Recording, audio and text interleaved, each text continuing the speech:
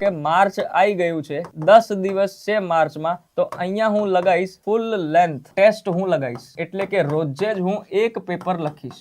એક દિવસ હું ગુજરાતી લેંગ્વેજ લખીશ, બીજા દિવસ હું ઇંગ્લિશ લેંગ્વેજ લખીશ, 3-3 કલાક આપીશ, ત્રીજા દિવસ હું GS1 લખીશ, ચોથા દિવસ હું GS2 હું લખીશ. અડધા દિવસમાં 3-3 કલાકમાં તમે અહીંયા પેપર લખજો. બરાબર, આ ફૂલ લેન્થ ટેસ્ટ તમે આપજો. ક્યારે? એક્ઝામના મહિનામાં તમે આપજો. કેમ કે તમે ફેબ્રુઆરી થી તમે જો આન્સર રાઇટિંગ પણ કરો છો તો 28 દિવસ તમે રોજે 4 કાં તો કોઈએ 5 આન્સર તમે લખ્યા હોય તો અહીંયા મોટા ભાગ્યાનો તમારો કોન્ફિડન્સ બિલ્ડઅપ થઈ ગયું હોય. બરાબર છે, અહીંયા તમારો મોટા ભાગ્યાનો કોન્ફિડન્સ આવી ગયો હોય. પછી ફૂલ લેન્થ પર જવાનું. પહેલા સેક્શનલ ટેસ્ટ આપવાના. બરાબર છે, પહેલા 4 5 પ્રશ્નો તમે લખો, અલગ અલગ સબ્જેક્ટના લખો. બધા જ સબ્જેક્ટના તમે 28 દિવસ લખશો ને, તમારી રેગ્યુલરિટી આવી જશે. રેગ્યુલરિટી આવશે એટલે અહીંયા તમને મજા આવશે. કેમ કે આ લખતા પહેલા તમારું ડેટા બેંક તૈયાર થઈ ગઈ હશે, ગવર્મેન્ટ સ્કીમ તમારી તૈયાર થઈ ગઈ હશે, તમારું રિવિઝન પણ થઈ ગયું હશે, તમારી નોટ્સ પણ થઈ ગઈ હશે, અને ઓલરેડી તમે બધા સબ્જેક્ટના 4 5 પ્રશ્નો રોજે લખતા હશો.